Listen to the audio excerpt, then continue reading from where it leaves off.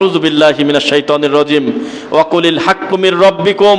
হে নবী, আপনি বলে দেন হক আসে আমার আল্লাহর পক্ষ থেকে।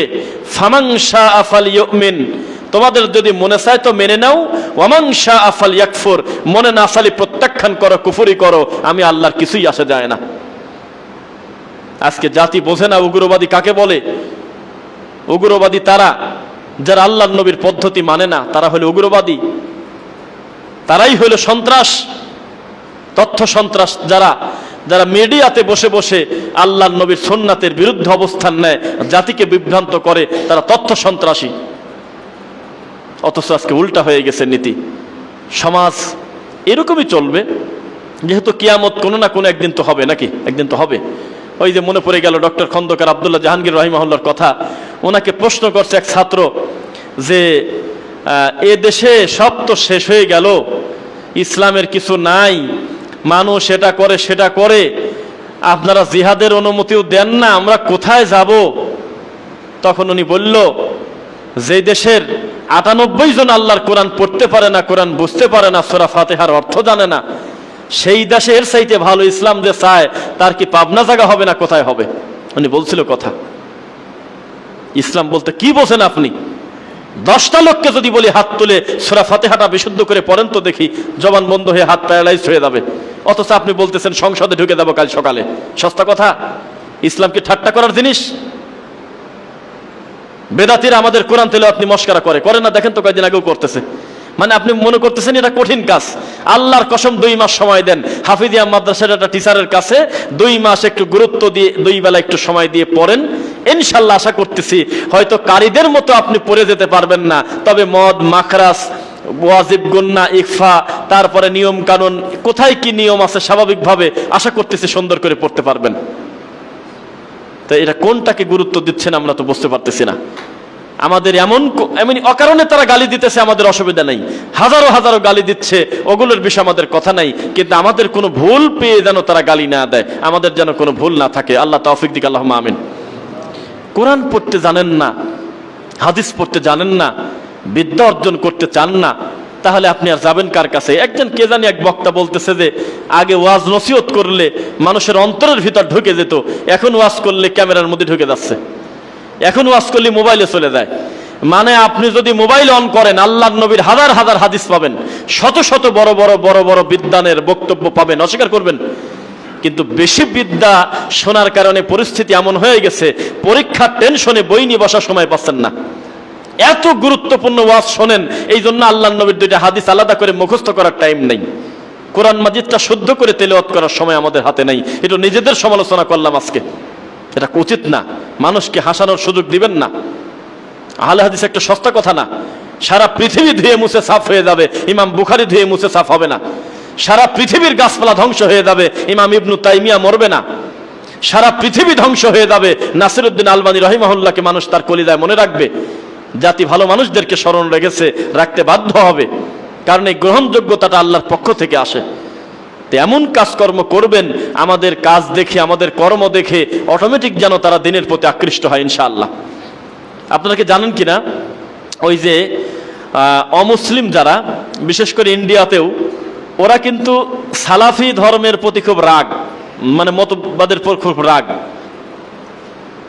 তারা বলতেছে যে সুফি ইসলামের সাথে আমাদের কোনো অসুবিধা নাই। সরাসরি মোদি নিজে বলছে যে সুফিজমের সাথে আমাদের কোনো পার্থক্য নাই। দুর্গার দরগা যেমন, মুসলমানের সুফি পীর ফকিরের ধর্ম আর আমরা হলে একই, আমাদের কোনো পার্থক্য নেই, একই। কিন্তু সালাফি ইসলাম যেন আমাদের এখানে ঢুকতে না পারে, জাকির নায়েকের নীতি যেন ঢুকতে না পারে, এটা তিনি প্রকাশ্যে একটা বক্তব্যে বলল, কয়েকদিন আগে দেখলাম। কারণ কি জানেন? কারণ সালাফি যারা, আহলে হাদিস যারা, তারা শুধু নামাজেই বুকে হাত বাঁধে না, খালি শুধু আমিনি জোরে বলে না, শুধু টাকনুর নিচে উপরে কাপড়ই শুধু পরে না, তারা আল্লাহর নবীর পদ্ধতিতে গোটা জীবন পরিচালনার কথা বলে ইনশাআল্লাহ। যার কারণে তারা এটা পছন্দ করে না। কিন্তু সুফিদের ইসলাম তাদের পছন্দ কেন জানেন? নামাজ পড়ে মসজিদ থেকে বাড়ায় না, রুমাইল পেশা নিয়ে বাঁধি তসবিনী ঘরে ঢুকে গেছে, রাত 10টার সময় আবার বাড়িতে যাচ্ছে, মাগরিবের সময় ঢুকছে, 12 রাকাত তাওয়াবিন পড়তেছে, হু হু জিকির করতেছে, ওর কোনো চাপ নাই, কোনো লোকের কোনো ক্ষতি নাই। রাস্তা দিয়ে হেঁটে যাচ্ছে, যেহেতু সে বুজুর্গ পীর, ওই মাটির দিক তাকা রাখছে আর হাতে তসবি আছে। মনে পড়ে গেল কথাটা। বাকির কবর থেকে বের হয়ে আমাদের বাশার বিন হায়াত আলী ভাই একজনকে বলতেছে, ভাই এত বড় তসবি হাতে নিয়ে ঘুরতেছেন, তসবিটা পকেটে রেখে হাত দিয়ে দিয়ে বলেন সুবহানাল্লাহ আলহামদুলিল্লাহ আল্লাহু আকবার, তাহলে আঙুলটা বিচারের মাঠে সাক্ষী দেবে। এই কথাটা খালি বলছে। এখন উনি ধমক দিয়ে বলতে, বেটা আমি ইংলিশে অনার্স, তুই চিনিস আমাকে? বলতেছে আমি ইংলিশে অনার্স করা। এই তো জাতি ধর্ম বুঝলো, ইংলিশে বলে অনার্স করছে, সেই জন্য তসবি দিয়েই চলে। তো কি বললাম আর কি বুঝলো আপনি বলেন। এখন দেখেন তো পরিস্থিতি হলে এরকম। সালাফিরা যখন বলে যে এই জিনিসটা বেদাত, 30 বছর পর হানাফি মাযহাবের হুজুররা বোঝে, 40 বছর পর তারা মুক্তি স্বীকার করে খুতবা মাতৃভাষায় হওয়াটাই হলো ঠিক। অথচ সেম কথা শত শত বছর ধরে আলে হাদিসরা বলে আসতেছে, জোরালো ভাবে আলে হাদিসের আলেম ওলামা বলে আসতেছে মরা মানুষকে কেন্দ্র করে কোনো খাদ্য অনুষ্ঠান করা যাবে না। আজ 100-200 বছর পরে উপমহাদেশে কিছু মাযহাবী ভাইয়েরাও পর্যন্ত স্বীকার করে আসলে খানাটা উচিত না। কোথায় থাকেন আপনি? অথচ সে সময় গালিগালাজ করেছিল। ওই যে একজন গবেষক আলেম বলছিল, যখন নাকি এদের আলো বাল্ব আসে দুনিয়াতে ইলেকট্রিসিটির মাধ্যমে, তখন নাকি একদল মুফতি ফতোয়া দিছিল এটা হলো জাদু, এটা হলো আগুন, খবরদার ঘরেটা রাখো না, হারিকেন জ্বালাই চলো, এই আলো জ্বালায়ও না, এটা তারা বলছিল। তারপরে ইংলিশ শিক্ষা তোমরা করো না, ইংরেজি শিক্ষা হলো খ্রিস্টানদের শিক্ষা, ইংরেজি শিক্ষা তোমরা করো না। আর কওমিদের ভিতরে চূড়ান্ত গোরামি আজও আছে, হয়তো 2-3% কমছে। ওরা এমন জঘন্য এই ব্যাপারে, ওরা ঘোষণা দিয়ে দিত আমাদের ছাত্র সময়, কেউ যদি আলিয়া মাদ্রাসার বারান্দায় যায় তাহলে সে যেন আমাদের মাদ্রাসার না ঢোকে কোনোদিন। আবার এখন যুগের পরিক্রমায়, সময়ের পরিক্রমায় ওরা দাওরাও করে চোরের মতো, আবার পাশাপাশি ফাজেল কামেল করে নিচ্ছে। সত্য তারা অস্বীকার করতে পারবেন না, করে নিচ্ছে, ডবল এমএ করতেছে তারা। তার মানে তারা বুঝতেছে যে আসলে এই গোরামি করে তো লাভ নাই। ইসলাম যে ব্যাপারে কঠোরতা করে নাই, শরীয়ত যে ব্যাপারে ছাড় দিয়েছে, এটা তো ইবাদতের কিছু না, জাগতিক শিক্ষা, এটা অর্জন করবে, অসুবিধার কি আছে? এখন তারা একটু একটু একটু একটু বোঝে। অথচ তার আগে এমন গোরামি করেছে, যদি দেখেছে একটা ছেলে শার্ট গায়ে দিয়ে রাস্তায় গেছে, তাহলে তার মাদ্রাসায় ঢোকা যাচ্ছে না, ও বলে বাতিল, খারাপ। কলারওয়ালা গেঞ্জি যদি গায়ে দেখেছে, মানে আমি কে কষ্ট নিয়ে কথাগুলো বলতেছি, আমি যেহেতু একজন আলহামদুলিল্লাহ হাফেজ হওয়ার সুযোগ দিয়েছে আমাদের ওস্তাদদেরকে, আমরা দেখেছি। আল্লাহ তুমি অন্যান্য গুণের কারণে তাদের ক্ষমা করো, আল্লাহুম্মা আমিন। হাতের একটা ঘড়ি হাতে দিয়ে যদি ছাত্র যদি ঢুকছে, তার বিচার আছে, ঘড়ি আর ফেরত পাবে না। একটা ভালো চামড়ার জুতা যদি পরে মাদ্রাসায় গেছে, বলে ছেলে তো অহংকারী হয়ে যাচ্ছে। মাদ্রাসা ছুটি হয়েছে, একটা গেঞ্জি গায়ে দিয়ে রাস্তায় গেছে, বলতেছে ছেলে তো বিয়াদব হয়ে গেছে। আমাদের শিক্ষা ব্যবস্থায় এরকম, আমাদের উপমহাদেশে, যে তুমি বড় একটা জুব্বা গায়ে দিয়ে নিজেকে আড়াল করে ফেলো, আর তুমি যদি ভালো মানুষ হও তাহলে সমাজ থেকে আলাদা হয়ে যাও, মসজিদের হোকো আর নয় বাড়িতে ইতিকাফে ঢুকে পড়ো, সামাজিক কাজকর্ম তোমার কাজ না, এগুলো চোর বাটপাররা করবে, এটা তোমার কাজ না। আমরা রাস্তা ছেড়ে দিয়েছি, অথচ আমাদের উচিত প্রত্যেকটা শাখায় আমাদের ভালো মানুষদের বিচরণ থাক, ঠিক কিনা? প্রত্যেকটা শাখায় ভালো ভালো মানুষদের বিচরণ থাকে, এটা আমরা চাই। আমাদের দাওয়াতি কাজ প্রশাসনের ভিতর হবে, আমাদের দাওয়াতি কাজ মন্ত্রণালয় হবে, আমাদের দাওয়াতি কাজ সব জায়গায় হবে, কিন্তু নির্দিষ্ট একটা ব্যানারও যখন ঢুকে পড়বেন, তখন আপনি মন মতো দাওয়াতি কাজ করতে পারবেন না। কথা কি বোঝা গেল? নবী সাল্লাল্লাহু আলাইহি ওয়াসাল্লাম আমাদেরকে দাওয়াত দিয়েছেন ইসলামের, আমাদেরকে দাওয়াত দিয়েছেন কোরআন এবং সহিহ হাদিসের। কোন ধরনের যদি কোনো প্রয়োজনীয় থাকতো ওদের মাযহাবের অথবা কোনো তরিকার, তাহলে আল্লাহ নবী সাল্লাল্লাহু আলাইহি ওয়াসাল্লাম মৃত্যুর পূর্বে বলে যেতেন যে শুধু কোরআন হাদিস মানলে চলবে না, আমি মরার পরে তোমরা নির্দিষ্ট এক একজন সাহাবীকে ধরে ধরে মেনে নিও, তা বলে নাই। তিনি বলেছে আমি মারা যাওয়ার পরে কিয়ামত পর্যন্ত দুইটা জিনিসে চলবে, কোরআন এবং সহিহ হাদিস, এর বাইরে আর কিছুই নেই, এই দুইটা জিনিসে তোমরা মানো। নবী কিন্তু সহিহ হাদিস বলে না, আমি একটু বাড়ায় বললাম কথাটা। নবী কিন্তু বলছে খালি হাদিস, খালি সুন্নাহ। সরিষার তেল শুধু সরিষার তেলে ছিল, হঠাৎ করে কিভাবে যেন খাঁটি হয়ে গেছে। শুধু মধু বললে আগে চিন্তা যে আমি মধু খাচ্ছি, কিন্তু এখন খাঁটি ঢুকান লাগতেছে লেখায়, খাঁটি ছাড়া হচ্ছে না।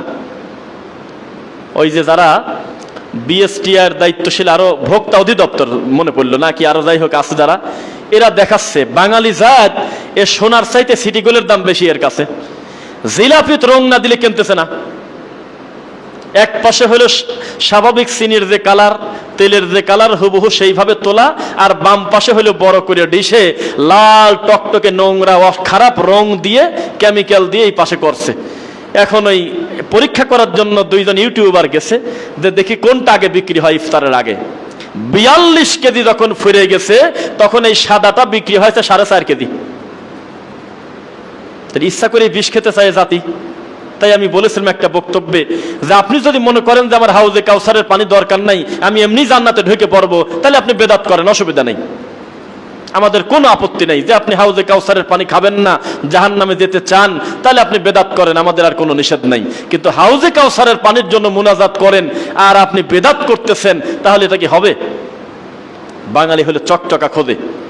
আর ইখতিলাফি কাকে বলে? কথায় কথায় ইখতিলাফ, কথায় কথায় এগুলো হলো ওলামায়ে কেরাম বুঝেছে, বুঝলে ভালো হলে এক নেকি, সরি 2 নেকি, না হলে 1 নেকি। এসব কে বলছে আপনাকে? ইখতিলাফ কি আপনি করা আর আমি করব? না ইখতিলাফ হবে সালাফদের ভিতরে, সাহাবায়ে কেরামদের ভিতরে ইখতিলাফ হলে, মুজতাহিদদের ভিতরে ইখতিলাফ হলে, আসলে সেটা যদি হাদিসের ভিত্তিতে হয়, কোরআনের আয়াতের ভিত্তিতে হয়, সেটার কথা ইখতিলাফ বলা হয়েছে, এটা জায়েজ। কিন্তু আমাদের এই দেশে ফরজ সালাতের পর সম্মিলিত মুনাজাত করার লোকের সংখ্যা হলো 90 জন। হয়তো আমি আরো বেশি বলা উচিত, আচ্ছা 90 জন। আর 10 জনের দৃষ্টিতে ফরজ সালাতের পর মুনাজাত করা নবীর হাদিস দ্বারা এটা চলে না। অসংখ্য হাদিস হত্যাকারী, অসংখ্য নবীর সুন্নাতি দোয়ার হত্যাকারী হলো নামাজের পরে মুনাজাত করে যারা, তারা। এখন আপনি যদি মনে করেন ইখতিলাফ মানে হলো খালি মতপার্থক্য, তাহলে তো ওদের সাথে আমাদের একটা বিরাট মতপার্থক্য। তাদের একটা বিশেষ সংখ্যা 90% মনে করে চলুক, আপনার মতো 10টা লোক বলতেছে চলে না, তাহলে এটা ইখতিলাফ হয়ে গেল না? কাদিয়ানি বলতেছে মুহাম্মদকে মানি না, আপনি বলতেছেন মানি, এটা ইখতিলাফ হয়ে গেল না? তাহলে কিছুদিন দরুদটা বন্ধ করে দেন, তাশাহুদের বৈঠকে বসে দরুদটা বাদ দিয়ে দেন, যেহেতু এটা ইখতিলাফ রানিং চলতেছে। যেদিন কাদিয়ানিরা নবীকে মানি না সেদিন পড়েন না দরুদ। আহলে কোরআনরা যেদিন মানে আল্লাহর নবীর হাদিস নামে কিছু দুনিয়াতে আছে, সেদিন আপনি হাদিস মানেন, তার আগে হাদিস মানার দরকার নেই। কেননা এটা তো ইখতিলাফি বিষয়, এখনো তো সমাধান হয় নাই। আহলে কোরআনরা বলতেছে শুধু কোরআন মানবা, আল্লাহর নবীর হাদিস মানেই হলো বাতিল। আপনি এখন ইউটিউবে লেখেন তো দেখি, দেখেন সত্য না মিথ্যা। তা কত দোহাই দিয়ে আর সুন্নাহ থেকে পলায়ন করবেন আপনি? এগুলো উচিত না, এগুলো বন্ধ করেন, এগুলো ঠিক হচ্ছে না, এগুলো মীমাংসিত জিনিস। হানাফিরা পর্যন্ত তাদের এই ভুলটা বুঝতে পেরে আলহামদুলিল্লাহ সুম্মা আলহামদুলিল্লাহ তারা এই নামাজের পরে মোনাজাতটা ত্যাগ করে দিচ্ছে। আপনি কালকে সকালে জানিয়েতে, সরি মাগরিব পরে নলে ইয়েতে কি বলে, মার্কাজ মসজিদে তবলিগের নাম কি জায়গা, কাকরাইল, দেখেন এত বড় বড় বিদাতের সাথে লিপ্ত থাকার পরেও ফরজ নামাজের পরে তাদের মোনাজাত হয় না। আমি বলতেছি আপনি মিথ্যা হলে প্রমাণ করে দেন, যান। আপনারা কি গেছেন কাকরাইল মসজিদে, কেউ পড়েছেন নামাজ? কাকরাইল মসজিদে, তবলিগের মসজিদে মাগরিব পড়েছেন এরকম কেউ আছেন? ফজর পড়েছেন, জোহর পড়েছেন, ফরজ সালাতের পর সবাই মিলে হাত তুলে মোনাজাত হয়? বা শুনে দেখেন, সাক্ষী আছে। তো এত গোরামি কেন? আমাদের আহলে হাদিস দাবি করে, আমি তাদের আহলে হাদিস বলবো না, কারণ আমি জোর করে আমি এই দোষারোপটা আমি আহলে হাদিসের প্রতি দেব না। জমিয়ত তো বহুদূরের কথা, জমিয়ত তো সস্তা কথা না। বাংলাদেশের সবচাইতে পুরাতন এবং সবচাইতে সুপ্রতিষ্ঠিত বাংলাদেশের ঐতিহ্যবাহী একটি সালাফি সংগঠন হলো বাংলাদেশ জমিয়তে আহলে হাদিস। 2-4-5 জন শয়তানি করবে আর আমি তার নাম দিয়ে দেব জমিয়তে আহলে হাদিস, এত সস্তা কথা না। আহলে হাদিস জমিয়তের ভিতরে এত আলেমের সংখ্যা কম পড়ে নাই, প্রায় 1000-এর কাছাকাছি মাদানি বড় বড় বিদ্বান জড়িত। এই 2-1 জন জোকারের জন্য আমাদের দিকে কেউ আঙুল তুলবে, আমরা সেটা হতে দেব না ইনশাআল্লাহ। ওই যে একটা বিদাত কত ক্ষতি করে আজকের এই খুতবায়, আমার এই কথাটা যদি আমি বোঝাতে পারি, আপনি সফল হয়ে বাড়িতে যাবেন ইনশাআল্লাহ। একটা বিদাত মানুষকে কত খারাপ করে দেয়, দেখেন আমি প্রমাণ দেই। প্রমাণ হইল ফরজ সালাতের পর মুনাজাতের পক্ষে আহলে হাদিসের কিছু সংখ্যক অনুসারী একটা দল আছে, আছে কিনা? আছে কিনা? আল্লাহর কসম এটা তারা মুস্তাহাব পর্দায় রাখে নাই। এটা মনে হচ্ছে পৃথিবীর সবচাইতে বড় ইবাদত তাদের। আমার মোবাইলে আছে, আমি একটু শোনাই আপনাদেরকে। টাঙ্গাইলে একটা লোক, তার নাম হলো ইসমাইল মাদানি। কি মাদানি? ইসমাইল মাদানি। নিজেকে আবার বলে আমি শুধু মাদানি না, মাক্কি এবং মাদানি। যাই হোক, ডক্টর। এই লোকটা আমার রানিং বক্তব্যে হাতের পর বাড়ি দিয়ে মাহফিল থামা দিল। আচ্ছা গেছে ডক্টর মুজাফফর বিন মোহসেন মাহফিলে গেছে, তাকে বাধা দিয়ে থামা দিছে। মানে যে কোনো সালাফি মূলধারার আলেম ওলামা গেলে কোন সময় যদি একবার মুখ দিয়ে বলে নামাজের পরে মুনাজাতের বিষয়ে, তাহলে এই লোকটা তাকে নিশ্চিত মারবেই মারবে, না মারলে তাকে অপমান করবেই, এটা তার গতি। এই লোকটা এরপরে বগুড়ার একটা বিশেষ সংখ্যা আছে, গাইবান্ধার একটা বিশেষ সংখ্যা আছে, চাঁপাইনবাবগঞ্জের একটা সংখ্যা আছে, টাঙ্গাইলের মোটামুটি কিছু লোক আছে। আল্লাহর কসম, আপনি তাদের পোস্ট দেখলে, কর্মকাণ্ড দেখলে মনে হবে পৃথিবীর সবচাইতে বড় ইবাদত হলো নামাজের পরেই মোনাজাত টিকানো। তাকান আমার দিকে, খেয়াল করেন। রেজাউল করিম আবরার কিভাবে আহলে হাদিসদেরকে বাঁশ দিলেন দেখুন। এইটা হলো আহলে হাদিসের বাচ্চার পোস্ট।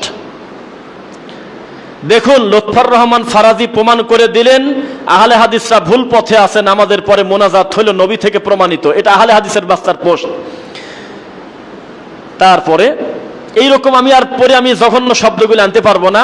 যত সুন্নি কবর পূজারি, মাজার পূজারি, তারপরে দেওবন্দীদের এককারে নোংরা নোংরা যুক্তি, আহলে হাদিসদেরকে যত গালিগালাজ যারা করে, নামাজের পরে মোনাজাত করে না এরা, তারপর টাকা দিয়ে ফেতরা সরাসরি এরা দিতে নিষেধ করে, এইগুলো নিয়ে নিয়ে এরা পোস্ট দেয়। আপনি এদের পোস্টে গেলে আপনার মনে হবে আল্লাহ, আকিকা দিয়ে যদি আহলে হাদিস নামটা পরিবর্তন করা যেত তাহলে পরিবর্তন করাই ভালো। কামটা করতেছে কি? সি সি সি সি সি। তারা হলো দায়িত্বশীল হয়ে বসে আছে। আজকে ক্লিয়ার করে বলি, এই ঘোমটা দেওয়া হুজুর আমরা না, এ নাম বদলায় দেন। এত সস্তা কথা না আহলে হাদিস। আয়সা ভাষা কাণ্ড বাদ দিয়ে দেন। মিজানুর রহমান আজহারের মাহফিলে 10 লাখ 5 লাখ লোক হয়, আমরা তখন বলেছি সংখ্যার বিবেচনা কোনোদিন সত্যের মাপকাঠি হতে পারে না। ওরা যখন বলেছে আমাদের কুয়াকাটার মাহফিলে লক্ষ লক্ষ লোক জড়ো হয়, তোমরা কি বলো বেটা, তখন আমরা বলেছি লোক জড়ো হওয়া মানে সেটা সত্যের মাপকাঠি হয় না।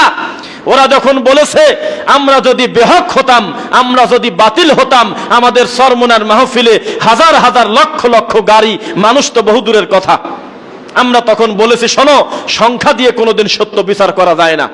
আহলে হাদিসরা হলো তারা সংখ্যা কোন দিকে গেল জানার কথা না, তিনজনও যদি আল্লাহর নবীর সুন্নাত মানে, এই তিনজনকে নিয়েই আমি চলবো, এর নাম হলো আহলে হাদিস। কিসের ভিতর কি যুক্তি দিচ্ছেন যে মিলেমিশে চলবো, সর্ষের তেল, পেট্রোল, পাম অয়েল, নারকেলের তেল, ডিজেল সব কিছু মিলায়ে আমি আজকে তেলের ঐক্য বানাবো, এই নোংরা ঐক্য আমরা চাই না। এরকম জোকার চলে যাক। আহলে হাদিসের নাক কাটা, মূলধারার আহলে হাদিসদেরকে গালি দেওয়ার জন্য দিনাজপুরে রেজাউল করিম আবরারকে ভাড়া করছে, তারাও নাম নিচ্ছে আহলে হাদিস। এই কোন কষ্ট বলেন আপনি আমাকে? লুৎফর রহমান ফারাদিকে নিয়ে আসছে কেন? এক আহলে হাদিস ভাই আর এক আহলে হাদিস ভাইকে হারানোর জন্য কবর পূজারীদেরকে ভাড়া করছে, যাতে আপনাকে একটু খাটো করা যায়। এই কষ্ট কাকে বলবেন আপনি? এটা ছোটখাটো পর্যায়ে নাই। তারা পৃথিবীর সবচেয়ে বড় ফরজ মনে করে নামাজের পরে এই কুকামটা ঠিক রাখার জন্য। কুকাম বললাম কেন জানেন? আল্লাহর নবীর প্রায় 33টা দোয়া হত্যাকারী কুকামের নাম হলো ফরজ সালাতের পর মুনাজাত করা। এত ভঙ্গি করেন কেন? জামাত ইসলামের ভাইদেরকে চিৎকার করে বলেছি, দেলোয়ার হোসেন সাইদের নাম শুনলে ঝরঝর করে আপনাদের চোখে পানি বের হয়, আমরা অস্বীকার করব না। এখনো তার নাম শুনলে বুকের তাজা রক্ত দিয়ে দেবে এদেশে হাজার হাজার যুবক, কোনোদিন আমরা অস্বীকার করব না। অথচ লোকটা আজকের থেকে 30 বছর আগে মুখ দিয়ে বলেছিল নামাজ, এই নামাজ আমাদের অনেকেরই হয় না, এই নামাজটা যদি শুদ্ধ করতে চান নাসিরউদ্দিন আলবানির সালাতুর রাসূলটা আপনারা পড়বেন। কোনোদিন তো মুখ দিয়ে বলতে দেখলাম না জামাতের হুজুরদের। বিষয়টা কি? এত ভঙ্গি কেন? সাইদি সাহেবকে প্রশ্ন করেছে একটা মহিলা, তার নাম হলো কি জানো, ফাতেমা নামে একটা মেয়ে, মহিলা প্যান্ডেল থেকে প্রশ্ন করলো তাকে, সম্ভবত চট্টগ্রামের একটা বড় মাহফিলে, যে নামাজের পরে আমাদের দেশের যে মোনাজাতটা চালু আছে এটা নাকি চলে না। তখন উনি বলছিল, জীবন আপনি ঠিকই বুঝেছেন, আসলে এই পদ্ধতিতে আল্লাহর নবী থেকে কোনো হাদিস তো দূরের কথা, সাহাবায়ে কেরাম থেকেও কোনো আমল নেই। কার নাম নিবেন আপনি? দেওবন্দির একটা বিশেষ অংশ বড় বড় আলেম, তারা দুই একেবারে নিজের হাত দিয়ে লিখে গেছে, এটা অবশ্যই একটা নিকৃষ্ট বিদাত, এটা উচিত না। নবীর সুন্নাতি দোয়াগুলো বসে বসে পড়তে হবে। দেওবন্দির এখনো বেশ কিছু মাথা ছাড়া দেওয়া বড় বড় আলেম খোলা মাঠে এসে স্বীকার করতেছে নামাজের পরে কি করা লাগে, সালাম ফেরানোর পরে। এইটা যদি আমি আপনাদেরকে আজকে বলি, আপনারা তো আমাদেরকে আহলে হাদিস বানা দিবেন না। আর আপনি আহলে হাদিস নাম নিয়ে আপনি ভঙ্গি করেন নাকি? হ্যাঁ, ভঙ্গি করেন? বাপদাদা সম্পত্তি পাইছেন নাকি? যে বাপ বুকে হাত বাঁচছে আমিও বাদলাম, তাহলে তো আমার কাম নাই তো আর। সুদ খাচ্ছে ঠিক আছে, আমি তো জোরেই বলি, সমস্যা কি নাকি? এত সস্তা কথা পেয়েছেন নাকি? বুকের তাজা রক্ত ঢেলে দিয়েছে দিনের জন্য। বেলাল তার চেহারার কারণে মর্যাদা পায় নাই, বংশের কারণে সম্মান পায় নাই, আল্লাহর নবীকে মেনে নেওয়ার কারণে সম্মান পেয়েছে। কার সাথে কি বলেন আমি জানি। আমাদের ভিতরে কিছু ঠান্ডা হুজুরদের দৃষ্টিতে আমাদের এই তরুণ দায়ীদের অনেকেই তারা খুব আপত্তি মনে করে যে এইগুলো ফিতনা করে, এইগুলো একটু নমনীয় হতে হয়। তুমি যে নমনীয় শুরু করলে তো কয়দিন পরে আমরা রফিকুল ইসলাম বিন সাইদ, ব্রাদার রাহুল, এই সমস্ত লোক যেদিন নরম হয়ে যাব, তাহলে আহলে হাদিস সেদিন বেঁচে খায়ও। এরার নামটাম নিও না, কিছুই থাকবে না সেদিন। যে ভঙ্গি শুরু করলে তোমরা, ওরা লজ্জায় মুখ খোলে না নামাজের পরে মুনাজাতের কথা তারা ঠিক পাইছে, এটা একটা বিদআত। আর এখন আমাদের এই বগুড়ার, টাঙ্গাইলের বেশ কিছু লোক আছে, এগুলো পুষে রাখতে চাচ্ছে, প্রয়োজনে আপনাকে মারবে। আহলে হাদিসের জেলা সেক্রেটারি একটা সংগঠনের এই লোক ইয়েতে বলতেছে, সাক্ষী দিবেন ভাই, আপনারা সাক্ষী আছেন, বলতেছে যে খুতবায় বলতেছে নামাজের পরে যারা দোয়া করে না তাদের বের করে দেন তাদেরকে। কি বলছে নাকি? এদিক তাকান, আমার দিক তাকাচ্ছেন কেন? বলছে তারা। এবং তারা বলতেছে যারা হলো দোয়া নামাজের পরে নাই বলে তারা হলো ইহুদির দালাল, ঠিক কিনা বলেন? এ কথা পর্যন্ত তাদের মুখ দিয়ে আসে। তারা মুসলমানই মনে করে না। আপনি চট করে বলে দিলেন এটা ইখতিলাফি বিষয়, ছোটখাটো ব্যাপার। এটা কি ছোটখাটো তারা রাখছে? আমরা এই মসজিদে নামাজের পরে মোনাজাত করি না, কিন্তু কোনোদিন আমরা লাঠি হাতে করে ওই পাশের হানাফি একটা মসজিদে যায় 3 মিনিটের জন্য বলি নাই এ কে রে, এই বেদাত কে করে? জীবনেও আমরা যাবো না, এই কাম আমার না। বেটা তুমি জাহান্নামে গেলে আমি জান্নাতে গেলে, আমি জাহান্নামে গেলে তোমারই কি আর আমারই কি?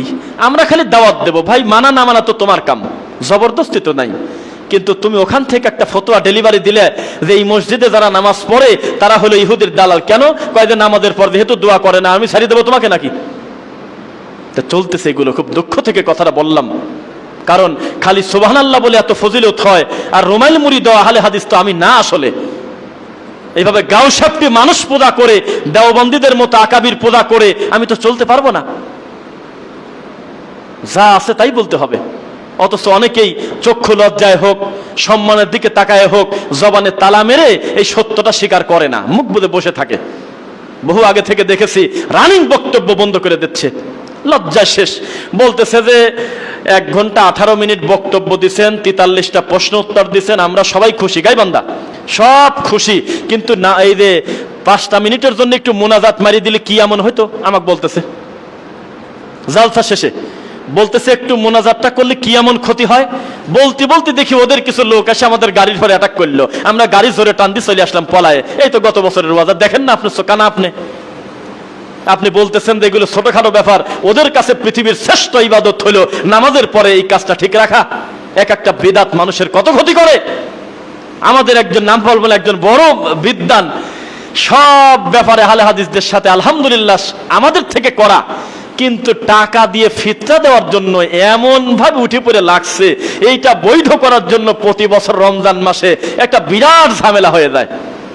অথচ উনি যদি মুখ দিয়ে বলতো যে আচ্ছা যদি আমার দৃষ্টিতে টাকা দিয়ে ফিতরা দেওয়া চলেও, এটা পাবলিকলি বলবো আমি কেন? এটা আমি একাই টাকা দিয়ে দেই, আমি কেন ঝামেলা করতে যাব? কারণ টাকা দিয়ে দেওয়ার ব্যাপারে আল্লাহ নবী বলে নাই, তিনি তোআম খাদ্যের ব্যাপারে বলছে।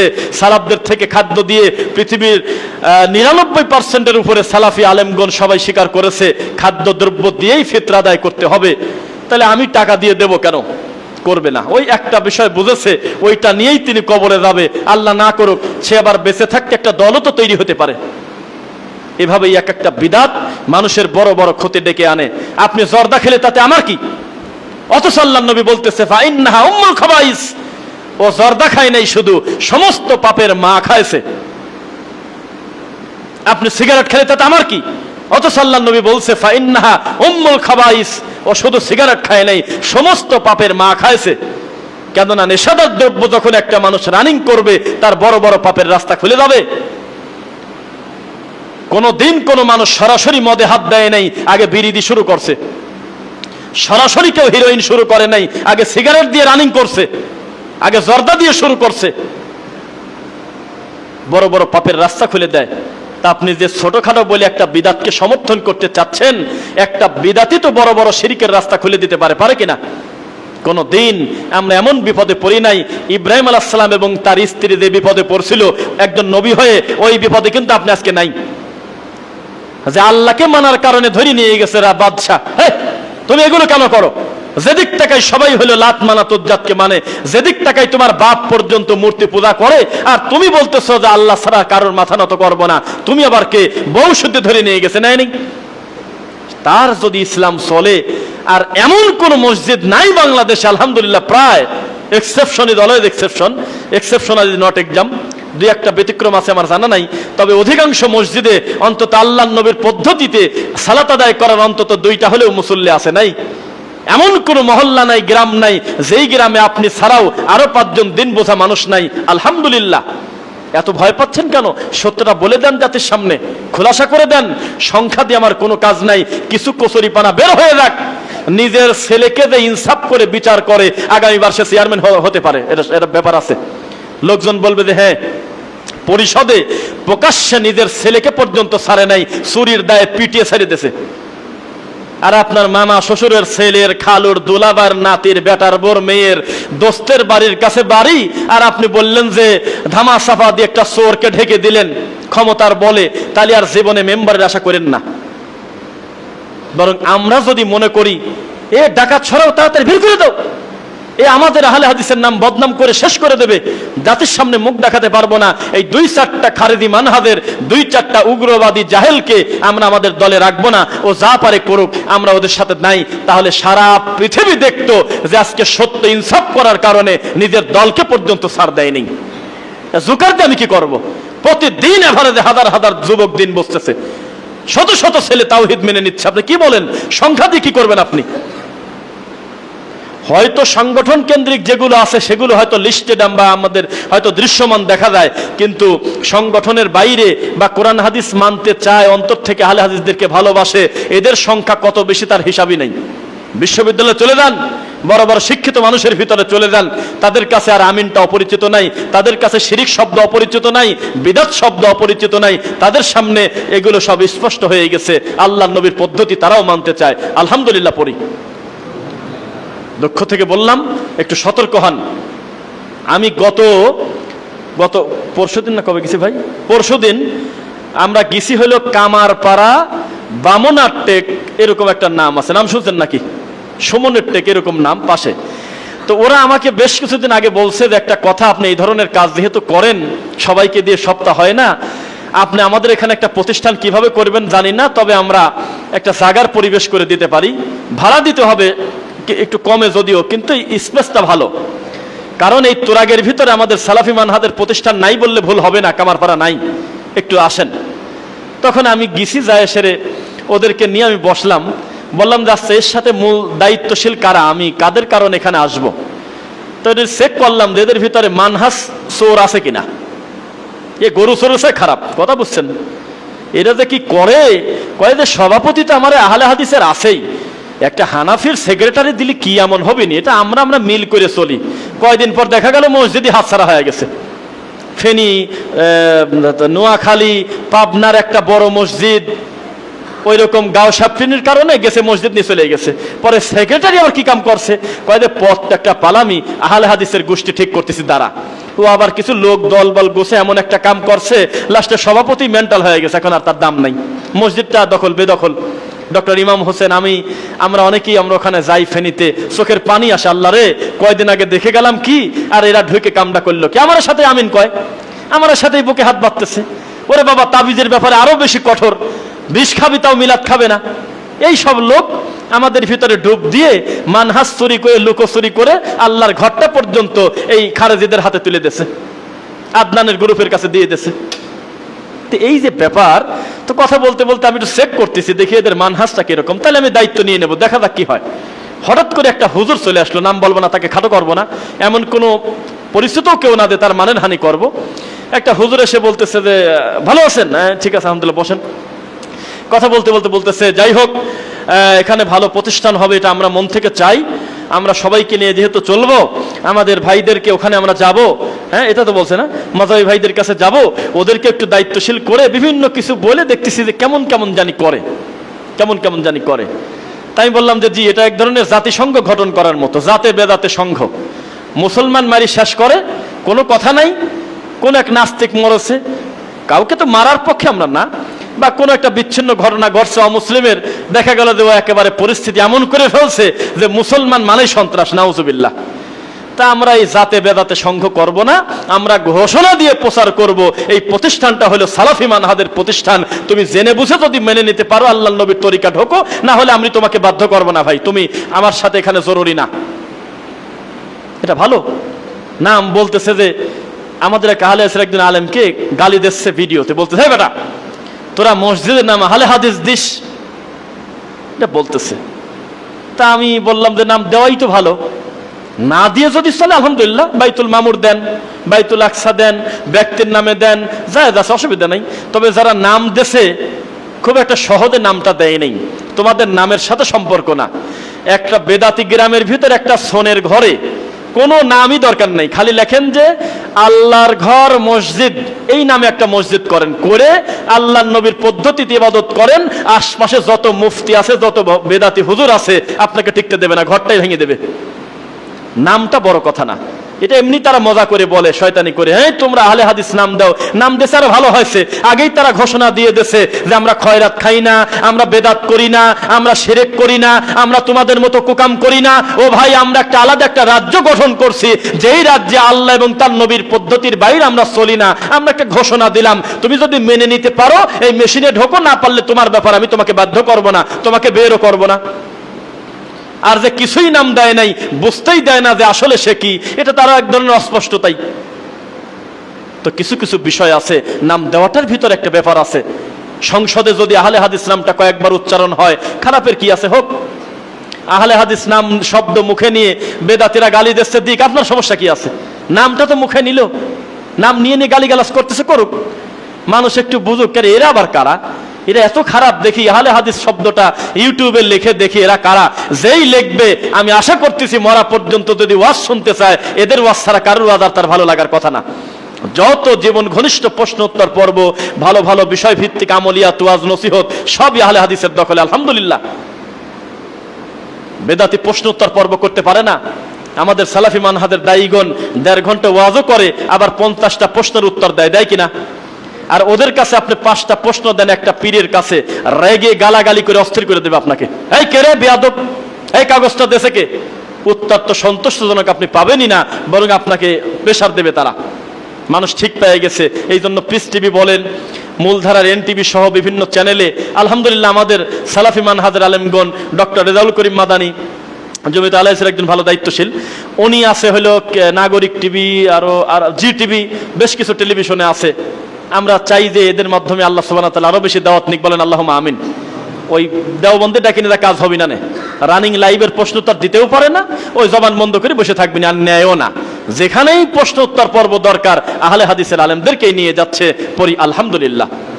আমার খুতবার মূল কথা, যে কথাগুলো বললাম একটু শক্ত করে, খবরদার সংখ্যা বাড়ানোর জন্য নিজের ইবাদতকে, নিজের আকীদা মানহাজকে জলাঞ্জলি দিবেন না, পারবেন ইনশাআল্লাহ? সংখ্যা বানানোর দায়িত্ব আমার না। ওমা ইউমিনু আকসারুহুম বিল্লাহি ইল্লা ওয়া হুম মুশরিকুন, বরং তারা অধিকাংশ মানুষ লা ইলাহা ইল্লাল্লাহ পড়ে, তারপরেও তারা মুশরিক, পড়ি নাউযুবিল্লাহ। জুমার খুতবার প্রথম পর্ব শেষ করছি। বারাকাল্লাহু লানা ওয়া লাকুম ফিল কুরআনিল আযীম।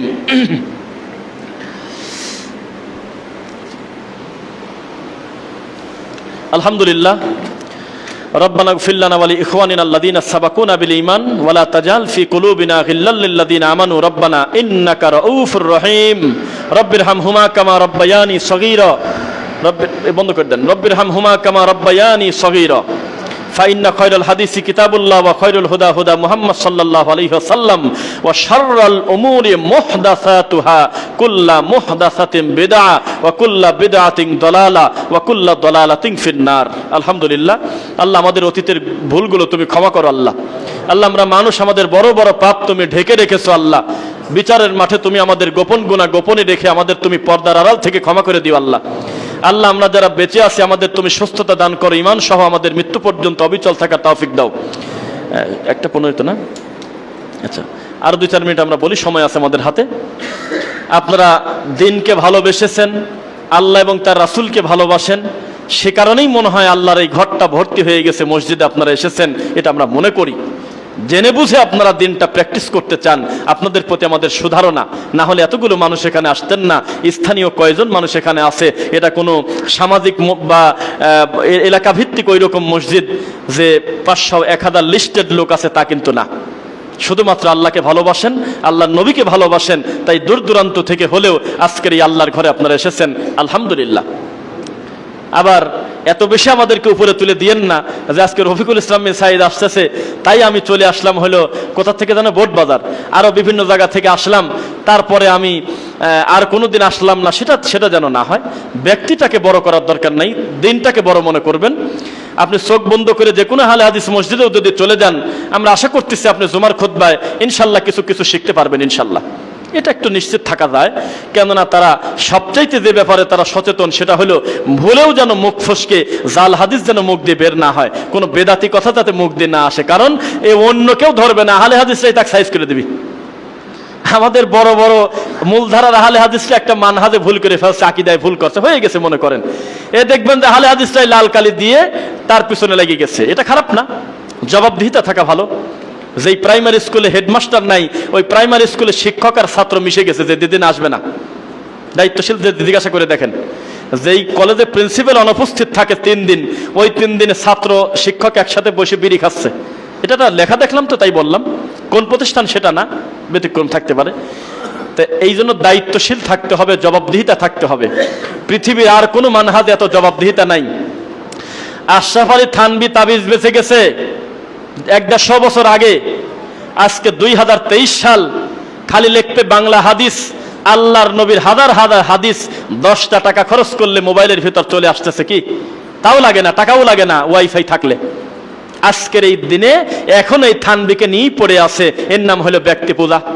থানভী যেহেতু বলে গেছে এ শিয়ালের লেজটা কাটে রে, কুকুরের লিঙ্গ কাট, তারপরে পেশার চোখ তোল, ঘোড়ার পায়খানার রস চোখে দে, এটা বলছে তো, দেখেন বই বাইর করেন আপনি, বেহেশতে যে ওর এত বড় জঘন্য কথা লেখে লেখে তাবিজ লিখে গেছে, আর বাকিগুলি মুখ দিয়ে উচ্চারণ করলাম না, আমি লজ্জা পাচ্ছি। বাপদাদার বয়সী লোক আছেন এখানে, এত খারাপ খারাপ কুকাম লিখে গেছে। এখন এই একটা দেওবন্দি মুখ দিয়ে জীবনে বলবে না যে থানভীর অন্য বিষয় যাই থাক, এত বড় কুকাম তার করা উচিত হয় নাই, এই বইটা তোর আর ছাপাস না রে, খবরদার। এই যে মানুষ ঠিক পায় না, ওই নিয়েই পড়ে আছে, সারাদিন আহলে হাদিসদের গালি দেয়, সরমুনার ড্যান্স দেওয়ার ব্যাপারে একটা কথাও তারা মুখ দিয়ে বলে না, কোনোদিন বলে না। নাম বলতেছি জায়েজ আছে তাই। এই যে রেজাউল করিম আবরার ভাই, দেখেন এই লোকটার কত ব্রেন, কত উল্টা দিক থেকে যে সফল, কত বইয়ের নাম জানে, কত পড়াশোনা করছে, কিন্তু সরমুনার ড্যান্স দেওয়া সম্পর্কে তার বক্তব্য নাই, 10 সেকেন্ডও নাই। খালি আহলে হাদিসদেরকে গালি দিচ্ছে, একে ধরো ওকে ধরো, গালি দিচ্ছে সারাদিন। কি বুঝলেন বলেন? তার মানে পড়াশোনা করে না, এই অপবাদ আমরা দেব না।